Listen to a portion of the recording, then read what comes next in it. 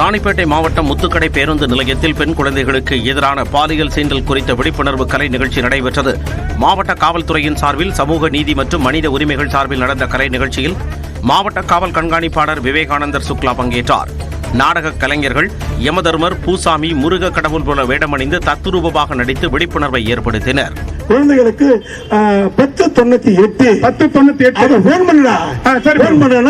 உடனே காவல்துறை வந்துருவாங்க, கண்டிப்பா சமூக நலத்துறை வந்துருவாங்க, அவங்களுக்கு தண்டனை கொடுப்பாங்க. கள்ளக்குறிச்சி மாவட்டம் சங்கராபுரம் அருகே மது பழக்கத்தை கணவர் கைவிடாததால் வேதனையடைந்த பெண் தீக்குளித்து தற்கொலை செய்து கொண்டார். நெடுமானூர் கிராமத்தைச் சேர்ந்த நர்மதா என்பவரின் கணவர் முருகன் குடிப்பழக்கத்திற்கு அடிமையாக இருந்ததால் கணவன் மனைவி இருவருக்கும் இடையே அடிக்கடி தகராறு ஏற்பட்டு வந்ததாக கூறப்படுகிறது. இதனால் மனமுடைந்த நர்மதா தனது வீட்டில் இருந்த மண்ணெண்ணெயை தன் மீது ஊற்றி தீ வைத்துள்ளார். இதில் பலத்த காயமடைந்து புதுச்சேரி ஜிப்மர் மருத்துவமனையில் சிகிச்சை பெற்று வந்த நர்மதா சிகிச்சை பலனின்றி உயிரிழந்தார். கூலி உயர்வு உள்ளிட்ட பல்வேறு கோரிக்கைகளை முன்வைத்து திருப்பூர், கோவை மாவட்ட விசைத்தறி உரிமையாளர் சங்கங்களின் கூட்டமைப்பு சார்பில் கவன ஈர்ப்பு ஆர்ப்பாட்டம் நடைபெற்றது. திருப்பூர் மாவட்டம் தெக்கலூரில் நடந்த இந்த ஆர்ப்பாட்டத்தில் கூலி உயர்வு, கூலிக்கான ரசீது தர மறுக்கும் டெக்ஸ்டைல்ஸ் உரிமையாளர்களுக்கு எதிராக அவர்கள் கண்டன முழக்கங்களை எழுப்பினர். மேலும் மின்கட்டண உயர்வில் இருந்து மத்திய மாநில அரசுகள் பாதுகாக்க வேண்டும் எனவும் வலியுறுத்தினர். தருமபுரி மாவட்டம் பெண்ணாகரம் அருகே கோட்டூர் மலை கிராமத்தில் 12 ஆண்டுகளுக்கு பிறகு எருது விடும் விழா விமர்சையாக நடைபெற்றது. பெண்ணாகரம் அருகே கோட்டூர் மலை கிராமத்தில் 12 ஆண்டுகளுக்கு ஒருமுறை தை மாதத்தில் பொங்கல் விழா மற்றும் மாரியம்மன் திருவிழா நடைபெறுவது வழக்கம்.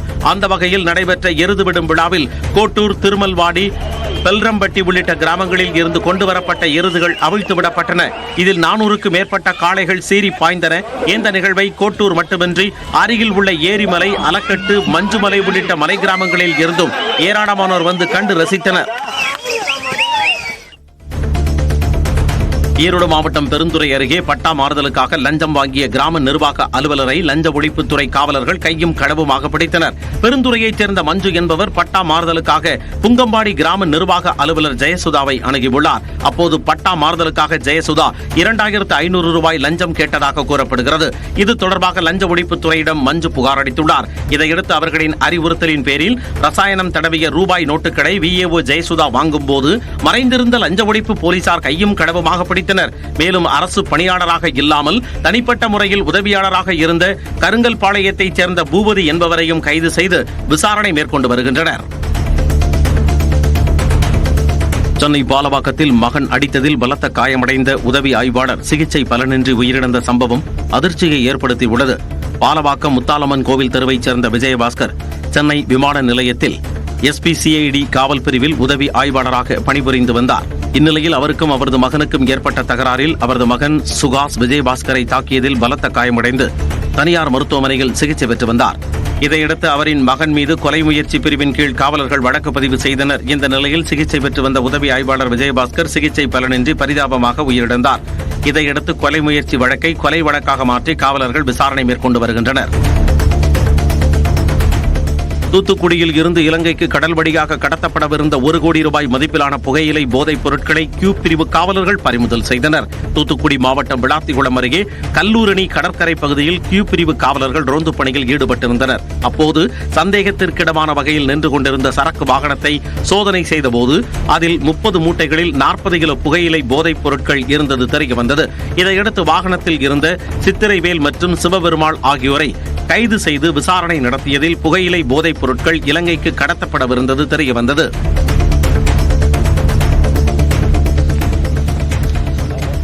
கேரள மாநிலம் வயநாடு அருகே நாய்க்குட்டிகளுடன் சுற்றித் திரிந்த கரடிக்குட்டியை வனத்துறையினர் பாதுகாப்பாக பிடித்து சென்றனர். பொன்குழி கிராம பகுதியில் நுழைந்த கரடிக்குட்டி ஒன்று தெருவில் சுற்றித் திரிந்த நாய்க்குட்டிகளுடன் விளையாடிக் கொண்டிருந்தது. இதுகுறித்து பொதுமக்கள் அளித்த தகவலின் பேரில் வந்த வனத்துறையினர் கரடிக்குட்டியை பிடித்துச் சென்றனர். மேலும் அந்த கரடிக்குட்டியை தாயுடன் சேர்த்து வைப்பதற்கான முயற்சிகளை மேற்கொள்கின்றனர். திருவண்ணாமலையில் பல்வேறு இடங்களில் தொடர் திருட்டு சம்பவங்களில் ஈடுபட்ட 5 கைது செய்த காவலர்கள் அவர்களிடமிருந்து 5 இருசக்கர வாகனங்களை பறிமுதல் செய்தனர். திருவண்ணாமலை பல்லவன் நகர் ரயில்வே கேட் பகுதியில் கிழக்கு காவல் நிலைய காவலர்கள் ரோந்து பணியில் ஈடுபட்டிருந்தனர். அப்போது அவ்வழியாக இருசக்கர வாகனத்தில் வேகமாக வந்த இளைஞர்களை மடக்கி பிடித்து விசாரித்ததில் அவர்கள் முன்னுக்கு பின் முரணாக பேசினர். இதையடுத்து அவர்களை காவல் நிலையத்தில் வைத்து தீவிர விசாரணை நடத்தியதில் அவர்கள் பல்வேறு இடங்களில் திருட்டில் ஈடுபட்டது தெரியவந்தது. இதனையடுத்து குகணேஸ்வரன், தளபதி, திருமலை, விஷ்ணு, கலையரசன் ஆகிய 5 கைது செய்த காவலர்கள் அவர்களை நீதிமன்றத்தில் ஆஜர்படுத்தி வேலூர் மத்திய சிறையில் அடைத்தனர். வேலூர் மாவட்டம் குடியாத்தம் அருகே 60 அடி கிணற்றில் தவறி விழுந்த பசுமாட்டை 1 மணி நேரம் போராட்டத்திற்கு பிறகு தீயணைப்புத்துறை வீரர்கள் பத்திரமாக மீட்டனர். குடியாத்தத்தை அடுத்த பரதராமி குட்லவாரிப்பள்ளி பகுதியில் விவசாய நிலத்தில் குமார் என்பவர் தனது பசுமாடுகளை மேய்ச்சலுக்காக விட்டிருந்தார். அப்போது சுமார் 60 அடி ஆழமுள்ள கிணற்றில் பசுமாடு ஒன்று தவறி விழுந்தது. இதுகுறித்து குமார் குடியாத்தம் தீயணைப்புத்துறையினரிடம் அளித்த தகவலின் பேரில் சம்பவ இடத்திற்கு விரைந்த தீயணைப்புத்துறை வீரர்கள் சுமார் 1 மணி நேரம் போராடி கிணற்றில் விழுந்த பசுமாட்டை பத்திரமாக மீட்டனர். நீலகிரி மாவட்டம் கூடலூர் அருகே சிறுத்தை ஒன்று மர்மமான முறையில் உயிரிழந்தது குறித்து வனத்துறையினர் விசாரணை மேற்கொண்டு வருகின்றனர். ஆனை செத்த கொள்ளி என்ற பகுதியில் சிறுத்தை ஒன்று இறந்து கிடப்பதாக தேயிலை தோட்ட தொழிலாளர்கள் தகவல் தெரிவித்தனர். இதையடுத்து சம்பவ இடத்திற்கு விரைந்த வனத்துறையினர் சிறுத்தையின் தலை, முகம் போன்ற பகுதிகளில் பலத்த காயம் ஏற்பட்டதை கண்டறிந்தனர். 2 சிறுத்தைகளுக்கிடையே ஏற்பட்ட சண்டையின் காரணமாக சிறுத்தை உயிரிழந்திருக்கலாம் என தெரிவித்தனர். இதையடுத்து அதே இடத்தில் உடற்கூறாய்வு செய்யப்பட்டு சிறுத்தையின் உடல் எரியூட்டப்பட்டது. தருமபுரி மாவட்டம் பெண்ணாகரம் அருகே மலை கிராமத்தில் 12 ஆண்டுகளுக்கு பிறகு எருதுவிடும் விழா விமர்சையாக நடைபெற்றது. கோட்டூர் மலை கிராமத்தில் உள்ள மாரியம்மன் கோவிலில் 12 ஆண்டுகளுக்கு பிறகு திருவிழா நடைபெற்றது. இந்த கிராமத்தில் சாலை வசதி இல்லாத போதிலும் அடிவாரத்தில் இருந்து 6 கிலோமீட்டர் தூரத்திற்கு நடந்தே வந்து மக்கள் ஆர்வத்துடன் பங்கேற்றனர். திருவிழாவின் ஒரு பகுதியாக எருதுவிடும் போட்டியும் நடைபெற்றது. திருமல்வாடி, பெல்ரம்பட்டி, எருதுகூட அள்ளி உள்ளிட்ட கிராமங்களில் இருந்தும் எருதுகள் அழைத்து வரப்பட்டு வாடிவாசல் வழியாக அவிழ்த்து விடப்பட்டன. விருதுநகர் மாவட்டம் சிறுவில்லிபுத்தூரில் சிறுவர்களுக்கு பாலியல் தொல்லை கொடுத்ததாக கைது செய்யப்பட்ட யூடியூபர் திவ்யா உள்ளிட்ட 3 பிணை மனு மீதான விசாரணையை 12ஆம் தேதிக்கு போக்சோ நீதிமன்றம் ஒத்திவைத்தது.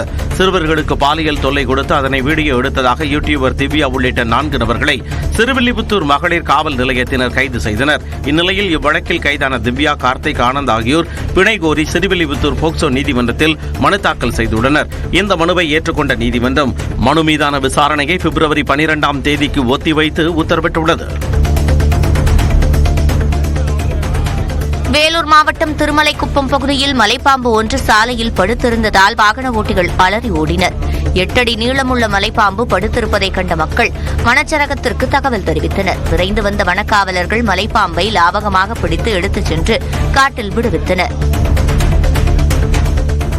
வருகிற 2027ஆம் ஆண்டில் சந்திரயான் 4 விண்ணில் ஏவப்படும் என்று மத்திய அறிவியல் மற்றும் தொழில்நுட்பத்துறை அமைச்சர் ஜிதேந்திர சிங் தெரிவித்துள்ளார். சந்திரயான் 4 திட்டம் சந்திரனின் மேற்பரப்பில் இருந்து மாதிரிகளை சேகரித்து பூமிக்கு கொண்டு வருவதை நோக்கமாக கொண்ட திட்டம். இந்நிலையில் இந்திய விண்வெளி வீரர்களை பிரத்யேகமாக வடிவமைக்கப்பட்ட விண்கலத்தில் பூமியின் தாழ்வான சுற்றுவட்ட பாதைக்கு அனுப்பி மீண்டும் பாதுகாப்பாக திருப்பி அழைத்து வரும் ககன்யான் திட்டம் அடுத்த ஆண்டு செயல்படுத்தப்படும் என்றும் அவர் கூறினார். அதேபோல் 3 விஞ்ஞானிகளை நீர்மூழ்கி கப்பலில் கடலில் 6000 மீட்டர் ஆழத்திற்கு அழைத்துச் சென்று ஆராய்ச்சி நடத்தும் சமுத்திரயான் திட்டம் அடுத்த ஆண்டில் செயல்படுத்தப்படும் என்றும் தெரிவித்தார்.